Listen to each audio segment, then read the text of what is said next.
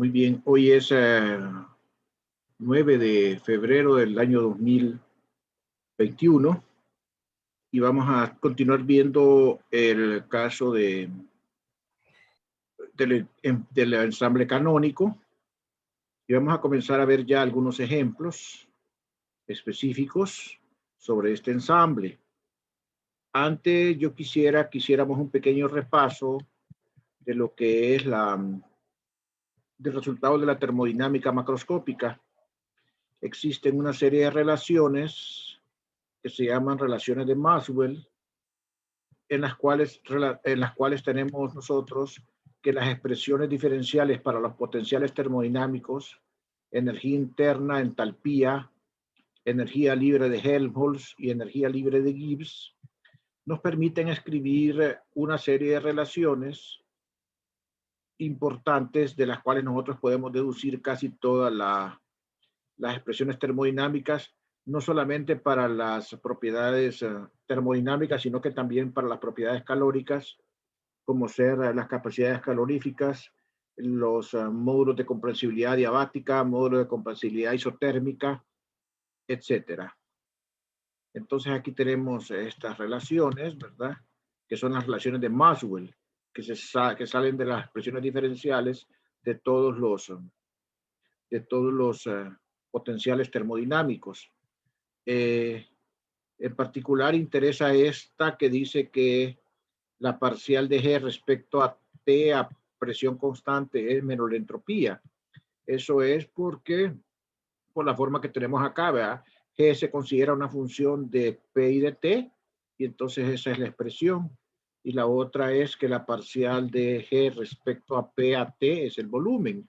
Si yo quisiera, por ejemplo, acá, con la energía de Helmholtz, pues la parcial de F con respecto a T a P constante sería menos la entropía. Esa la vamos a utilizar cuando tengamos de referencia la energía de Helmholtz, y que la parcial de F respecto a B a T constante sería menos la presión.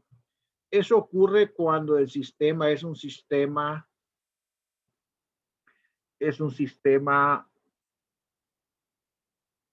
PV, o sea, un sistema hidrostático. En el caso magnético, nosotros tenemos que la ecuación TdS pasa a ser de la forma TdS igual a du menos HdM. Ya no es la ecuación TdS, o sea, la ecuación fundamental de la termodinámica, que es esta que está acá, ¿verdad? De que TdS es du más PdB, porque entonces ahora el trabajo ya no es un trabajo PV, ya no es un trabajo hidrostático, sino que es un trabajo magnético, donde esta H que está aquí es la magnetización. Y entonces, por comparación, bueno, y la dG, que le vamos a llamar nosotros una dG, una energía libre de Gibbs, es una dG, le vamos a poner asteriscado acá, que es una energía libre de Gibbs magnética, pues va a ser menos S de T menos H de M, en lugar de ser acá menos S de T más B de P, ¿verdad? Y entonces, por la analogía, uno tiene que el valor de la variable extensiva presión corresponde al valor de la variable extensiva campo magnético.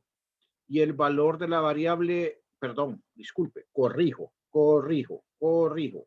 El valor de la variable intensiva presión va a corresponder al valor de la variable intensiva campo magnético H. Y el valor de la variable extensiva volumen va a corresponder al negativo de la magnetización. Entonces,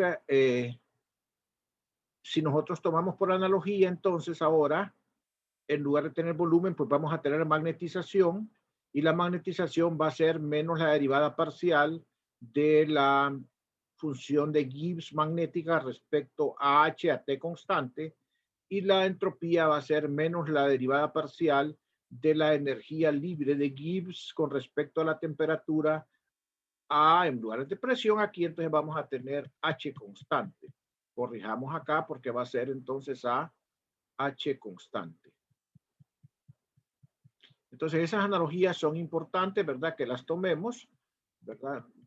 ¿verdad? Realmente no son analogías. Yo podía deducir esas expresiones a partir de la termodinámica, así como lo hice para un sistema hidrostático, lo puedo hacer para un sistema magnético, solamente partiendo de que la primera ley de la termodinámica, en lugar de tener el término P de B, tiene el término menos H de M.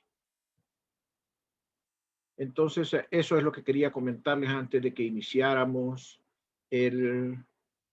la discusión, el pleno de la discusión, el punto toral de la discusión del día de hoy. Entonces, guarden en mente eso, por favor, que nos va a servir para ilustrar el primer ejemplo que vamos a hacer aquí del ensamble canónico. Entonces, antes inclusive de abordar el primer ejemplo, yo quiero hablarles un poquito de lo que es el límite termodinámico, sobre todo a los que no nos acompañaron en el curso anterior. Nosotros acostumbramos a trabajar con el límite en el cual el número de partículas es muy grande. Y entonces acostumbramos a hablar de las cantidades termodinámicas por número de partículas, o sea, dividiendo entre el número n de partículas. Entonces, por ejemplo, en el caso de un sistema hidrostático, la función de partición es exponencial e a la menos beta e, y la función de Helmholtz, f de t, b y n, es menos 1 sobre beta, logaritmo natural de z de t, b y n. Entonces, en lugar de tener una energía libre de Helmholtz acá, como tal, lo que nos interesa muchas veces es el límite de la misma cuando tenemos un número de partículas muy grande. Entonces, al dividir al hacer n infinito, dividimos 1 entre n para tener por número de partículas. Y entonces el volumen se convierte en un volumen por número de partículas, b entre n nada más también. Y entonces utilizamos la letra b pequeña para indicar el volumen por número de partículas y le ponemos a la propiedad termodinámica una letra f pequeña. Entonces, así como hablamos de una f pequeña, vamos a hablar de una u pequeña para la energía interna, vamos a hablar de una s pequeña para la entropía cuando tomemos este límite termodinámico que está acá. Eso lo hicimos desde que vimos el ensamble microcanónico, ¿verdad? Pero se acuerdan ustedes que los problemas así los abordábamos porque es mucho más fácil hacerlos tomando ese límite. Que si tuviera una energía de Gibbs, pues también sería el límite termodinámico, sería el límite cuando n va a infinito de la correspondiente función de Gibbs macroscópica. Bien. Primer ejemplo que vamos a ver. Casi todos estos ejemplos que vamos a enumerar aquí, a partir de hoy, en el ensamble canónico, nosotros los vimos ya a la luz del ensamble microcanónico. Y yo quiero que ustedes, los que llevaron el curso que fueron antes, pues van a poderlo ver. Si no, ustedes pueden compararlo con lo exhaustivo que es el cálculo que se hace con el ensamble microcanónico. El ensamble canónico, debido a la propiedad que tiene la función de partición, de conectar con la termodinámica directamente, nos hace la vida mucho más fácil para hacer los cálculos. Si no, los compañeros suyos que llevaron el curso pasado pueden darse cuenta de todo lo intrincado que era hacer los cálculos a la luz del ensamble microcanónico. Entonces vamos a ver como primer ejemplo un gas paramagnético ideal de spin 1 medio, el cual está en presencia de un campo magnético aplicado H. Para no confundirlo con el hamiltoniano, yo le voy a llamar al H, que es campo magnético, le voy a llamar H no cursiva, H recta. Solo que ahora vamos a suponer que esté en contacto térmico con un foco a temperatura T. Entonces, esa es la característica que necesitamos para poderle aplicar el ensamble canónico. Entonces, ese sistema tiene un hamiltoniano. Pues el hamiltoniano va a ser menos mu sub 0h por la suma de j igual 1 hasta n de sigma j. Este mu sub 0 es la permitividad, ¿verdad? Y estos son los términos de energía. Este sigma j va de j igual a 1 hasta n, son las variables de spin. Algunos libros no incluyen este mu sub 0 porque definen el campo como no, con la intensidad magnética. Entonces, acuérdense con B. Entonces acuérdense de que B y H están relacionados a través de mu sub 0. Eso pues no debe ser ningún problema. Entonces los sigma sin J pueden ser más menos 1, ¿verdad? Más menos 1 es un número cuántico, ¿verdad? De spin que puede ser más menos 1, donde J corre desde 1 hasta N porque tenemos N partículas. N partículas. Entonces yo tengo un conjunto de sigma J. Como tengo N partículas, entonces, ¿cuántas de esas N tienen 0? Perdón, ¿cuántas de esas N tienen más 1? ¿Cuántas de esas N tienen menos 1? De eso se trata. Entonces la colección de todas las sigma J, o sea, 1, 1, 1, menos 1, 1, 1, menos 1, etcétera, constituyen el conjunto de variables microscópicas de spin.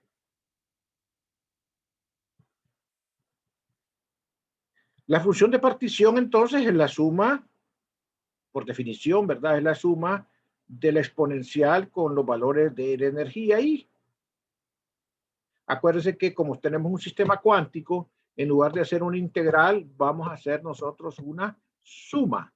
La suma, la integral se sustituye por la suma, porque lo que tenemos es un sistema que no tiene variables continuas, sino que variables discretas. Entonces la suma va a ser, pues la suma sobre sigma 1 del exponencial, ¿verdad? Por la suma sobre, hasta la suma de sigma n por la exponencial. Realmente la que lleva la función de partición es una suma sobre todas las sigma j, y lo que va es x a la menos beta mu sub 0 sigma j acá. Pero como yo puedo separarlos, hay n partículas, entonces voy a tener n términos separables, factorizados de esta manera. Al tener los n términos factorizados de esta manera, entonces yo puedo escribir la función de partición en términos de la fracción de partición 1, que sería una función de partición que correspondería por partícula. Y entonces la total sería z1 a la n, porque sería esta función n veces. Y entonces tendríamos que z sería z1 a la n. Esta característica la tienen casi todos los sistemas que no son interactuantes, que ustedes pueden factorizar la función de partición de esa manera.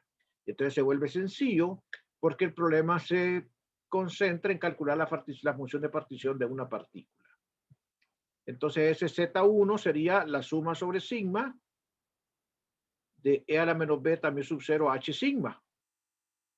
Nosotros sabemos que sigma puede ser más 1 y menos 1. O sea que Z1 sería entonces,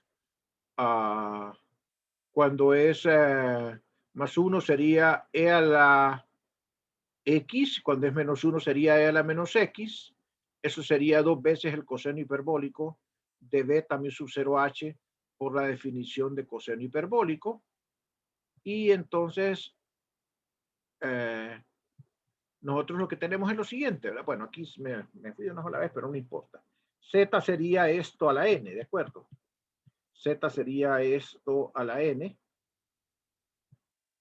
Z sería todo esto.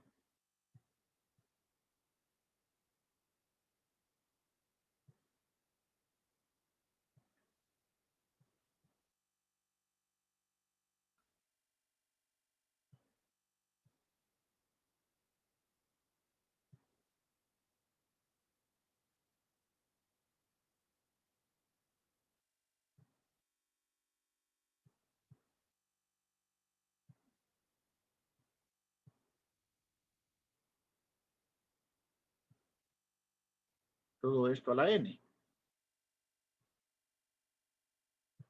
Porque Z1 a la n, ¿verdad? Entonces, bien, en el límite termodinámico, yo lo que quiero es el logaritmo de Z. Al sacar el logaritmo de Z, ustedes sacan la n multiplicando acá y les queda, ¿verdad? Acá solamente este término. Bueno, en el límite termodinámico nosotros queremos sacar el límite cuando n va a infinito de 1 sobre z, de 1 sobre n, logaritmo de z. Entonces, al hacer eso, acuérdense que el n se cancela y quedaría aquí solamente el logaritmo del 2 coseno hiperbólico.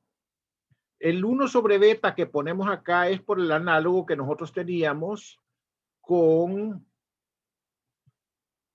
la función de Helmholtz antes. Entonces yo defino una función que le voy a llamar G minúscula. Le llamo G minúscula porque estoy tomando el límite termodinámico ya de 1 sobre n tiende a infinito. Y le llamo G porque esta es una función tipo Helmholtz. Perdón, tipo energía libre de Gibbs. No es una función de Helmholtz, porque la función de Helmholtz dependía de T y de la variable extensiva B. Esta función depende de T y de la variable intensiva H, que es el análogo a P. Por lo tanto, es una energía de Gibbs, no una energía de Helmholtz. Entonces, en los sistemas magnéticos, el potencial natural para el ensamble canónico es la energía libre de Gibbs y no la de Helmholtz, la que nos da directamente con el cálculo del logaritmo natural la función de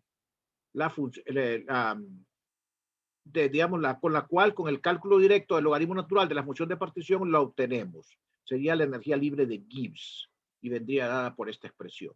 Me paro un momento aquí para reflexión, discusión, preguntas.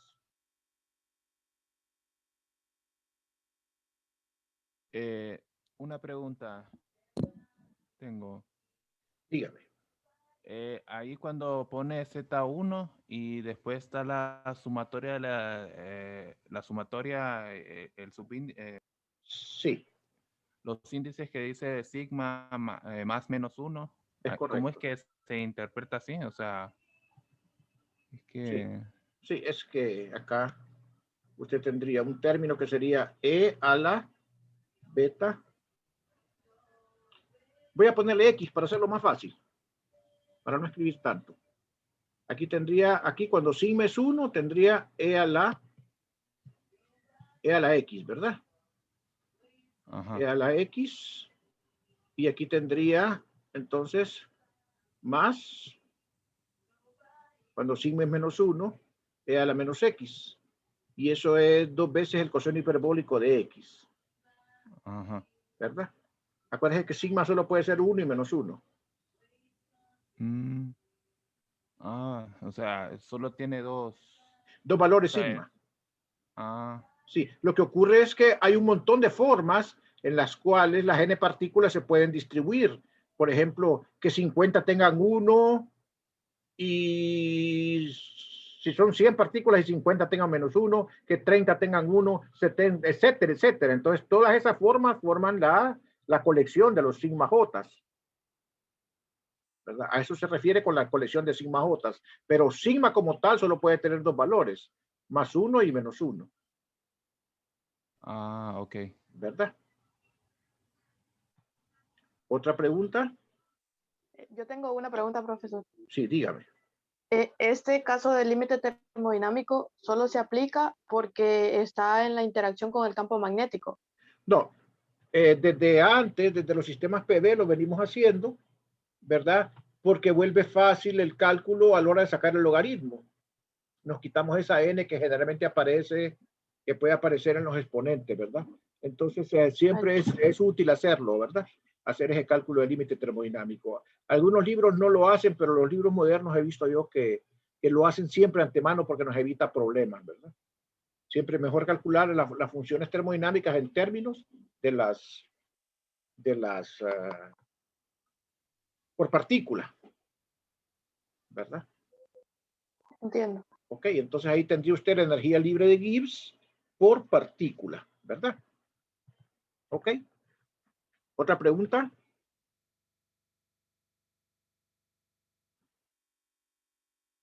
Bien, entonces vamos a continuar. Entonces, esa G es una energía de Gibbs, ¿verdad? Que depende de T y H. Y se le llama energía libre de Gibbs magnética.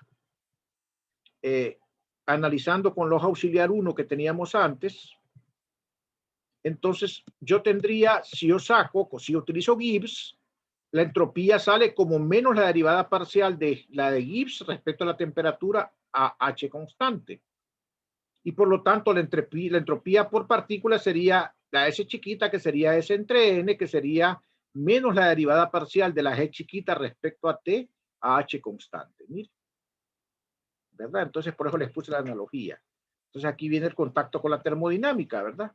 La entropía la saca con la fórmula esta que está acá a partir de la relación termodinámica que le da las ecuaciones de Maxwell.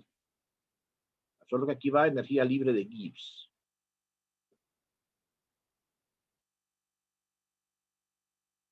¿Ok? Entonces, si tomamos G,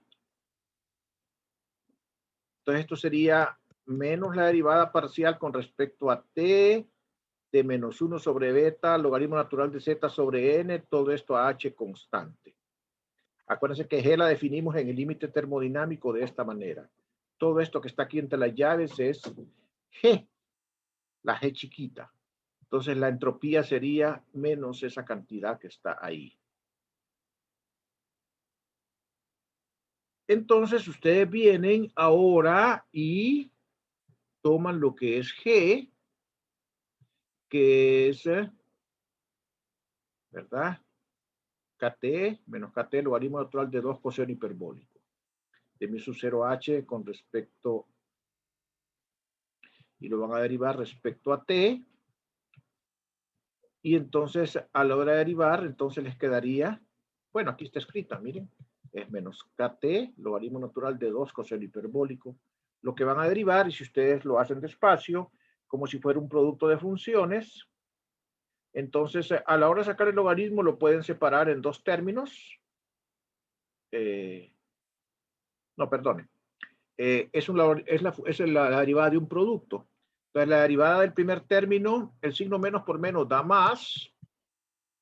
La derivada del primer término simplemente es K, porque la derivada de T es K, y copian el logaritmo pues, sin derivar. De ahí el segundo término lo copian, que es entonces, creo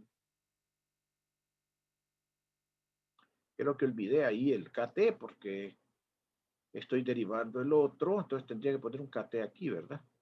Para ser consistentes. Vamos a ver si porque me olvidó o qué. Entonces ponemos KT ahí, y entonces cuando derivo acá respecto a, estoy derivando respecto a T, no se les olvide, ¿verdad? El 1 sobre beta lo puse como KT. Entonces estoy derivando respecto a T, entonces aquí debería salir un sub 0 H. Este signo menos ya se quitó porque es menos por menos da más, y aquí debería dar un T cuadrado acá. Un T cuadrado porque es la cadena. No sé qué pasó aquí con esta derivada. Permítame un segundito. A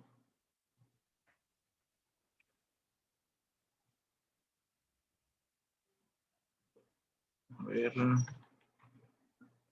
2 coseno hiperbólico.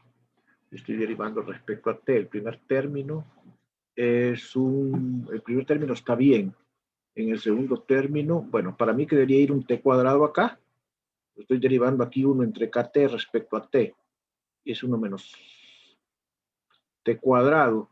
Y cuando derivo el coseno hiperbólico, la derivada de... ok, sí. La derivada del logaritmo es 1 sobre lo que está acá, ¿verdad? Que sería todo este 2 que está aquí. Debería ir este 2 que está acá porque es el logaritmo de 2, todo esto. Y entonces aquí debería ir un 2 también, no sé por qué no lo puse. Y va coseno hiperbólico. Dividiendo, porque el logaritmo de x, la derivada es 1 sobre x. Y cuando derivo acá el 2 coseno hiperbólico da 2 seno hiperbólico, entonces el 2 se cancela, no va. Y lo que queda es seno sobre coseno, es la tangente hiperbólica. Solo tengo mis dudas con ese KT que debería cancelarse acá. Vamos a ver en el paso de abajo cómo queda. Yo les digo si está correcto o no. Ahorita voy a comparar con el libro. el resultado.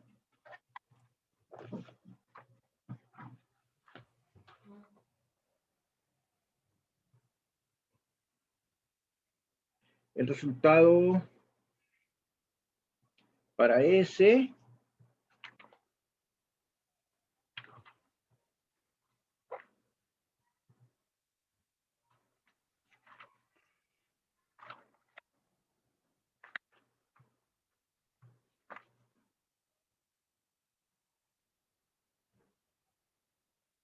lleva un signo menos, lleva un T aquí abajo. Es correcto el que yo corregí ahí. Lleva un T aquí abajo, o sea que cancela este T que está acá. Con 1 y les queda un T acá abajo. Entonces estaba mal escrito ahí, lleva el KT y lo demás está bien. ¿Ok? ¿Alguna pregunta?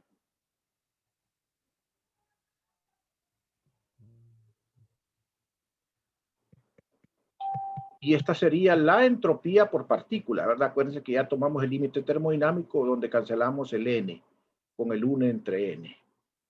Esta sería la entropía por partícula. Una consulta, ese 2, sí. Ahí debe estar o se cancela en alguna parte. Sí, Jorge, es que el 2, cuando usted deriva el logaritmo, X es 2 coseno hiperbólico, entonces le queda 1 sobre 2 coseno hiperbólico. Pero cuando hace la derivada interna le queda 2 seno hiperbólico en el numerador, entonces cancela los dos doses. Está bien. Ah, sí, ¿verdad? Es que aparece arriba cuando deriva el logaritmo de X. Aparece abajo en el denominador y aparece en el numerador cuando hace la derivada interna. Sí. ¿Verdad? Bien, entonces, ok, vamos ahora a la magnetización. La magnetización es el análogo al inverso del volumen, o sea, el negativo del volumen. Entonces, la magnetización se obtiene como la derivada parcial de G con respecto a H a T constante.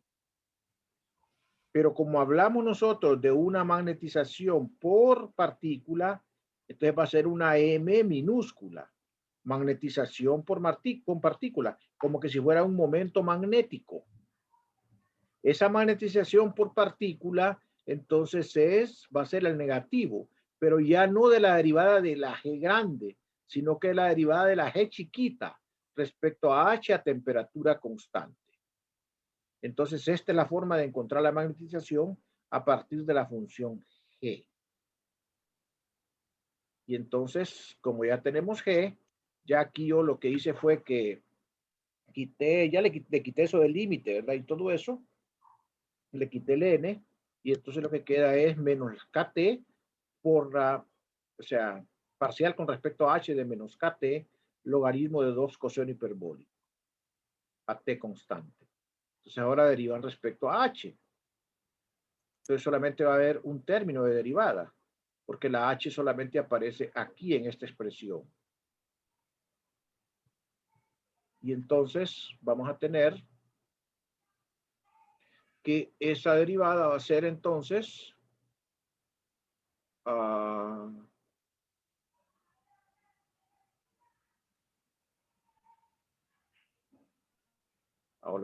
la hora de derivar, aparece aquí un subserva entre KT, se cancela el KT, menos por menos da más, y entonces quedaría acá 1 sobre 2 coseno hiperbólico por 2 seno hiperbólico, lo que daría la tangente hiperbólica.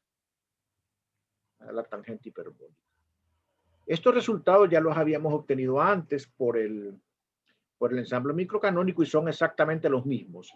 Solo que antes, pues el cálculo era mucho más complicado porque había que enumerar, había que hacer todo el cálculo combinatorio de los posibles microestados. Ahora todo es mucho más fácil si partimos de la función de partición.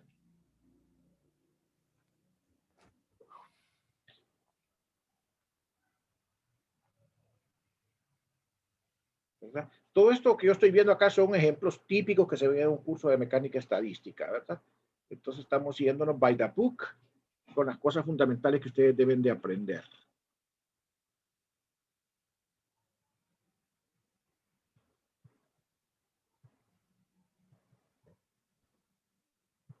Si nosotros hubiéramos calculado la magnetización por partícula, usando el ensamble canónico. O sea, si nos fuéramos a calcular, como quien dice, el promedio, la magnetización es el promedio de esto, porque esta sería el momento magnético de cada partícula, por definición, ¿verdad? Es mu sub 0 la suma de J igual a 1 de sigma J. Entonces, si yo tomo el promedio y lo hago por partícula en el ensamble canónico, recuérdense que un promedio de una función, en vez de una integral, pues aquí lleva la suma, va aquí la función que yo voy a promediar, FJ por E a la menos beta E, donde es la energía entre la suma sobre J de E a la menos beta E. Esta sería la forma de promediar en el caso de un sistema discreto que no es continuo. Antes era una integral y aquí era la función de partición que era una integral. Entonces, como yo quiero el promedio, entonces yo escribo la variable que voy a promediar, que es esta, porque yo quiero el promedio de los momentos magnéticos, ¿verdad? Entonces, que sería esto que está aquí. Eso me va a dar la magnetización promedio. Entonces, al sumar acá sobre J, estoy calculando el promedio. El 1 sobre N lo dejo ahí. Aquí tengo entonces la función E a la menos beta E, pero E es menos mu sub 0H suma sobre J de sigma J. El beta que está aquí va aquí. Y el E es lo que está aquí adentro del paréntesis. Entonces, el menos por menos da más acá, recuérdense, ¿verdad? Y divido entonces entre la función de partición, que sería solo la suma de los E a la menos beta E. Eso sería entonces el promedio. Si ustedes observan aquí al revés y toman la derivada con respecto a H de esta suma, pues al tomar la derivada con respecto a H, aquí lo que va a bajar es el mu sub 0 suma sobre J y el menos beta, y el beta sale para afuera también. Entonces, si el beta, si multiplico por 1 sobre beta, eso, el beta que sale se va a cancelar. Y entonces lo que me va a quedar acá es, como es una exponencial, lo que me va a quedar es otra vez toda la exponencial, solo que sale multiplicado acá afuera el mu sub 0 sigma sobre J, aquí afuera. El mu sub 0 sigma sobre J. Y entonces, eso sería el numerador. O sea, que sería, miren lo que tengo aquí arriba. Suma sobre J de mu sub 0, suma sobre J aquí. Suma sobre sigma J, que sería lo que bajaría cuando yo derivo respecto a H. ¿Verdad? Si yo derivo esto que está acá. Entonces, o sea, si yo hago de acá para acá, lo que ustedes van a obtener es exactamente este numerador que está aquí al derivar respecto a H.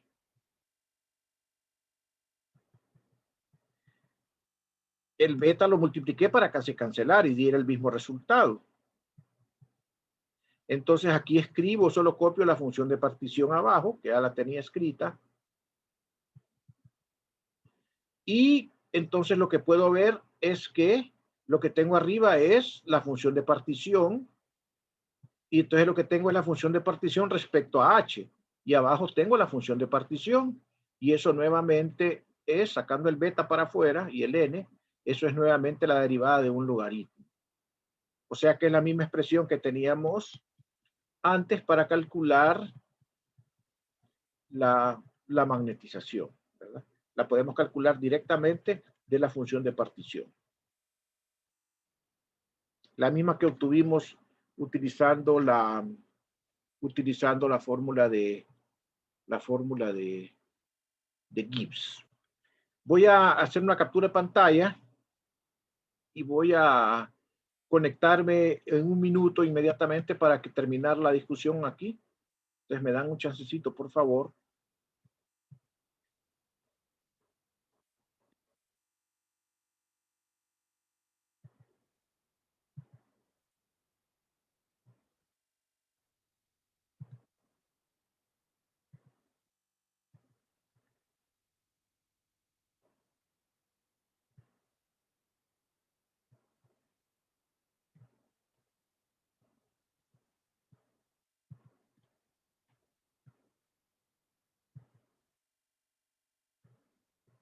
Entonces me voy a desconectar para que nos unamos otra vez en un minuto.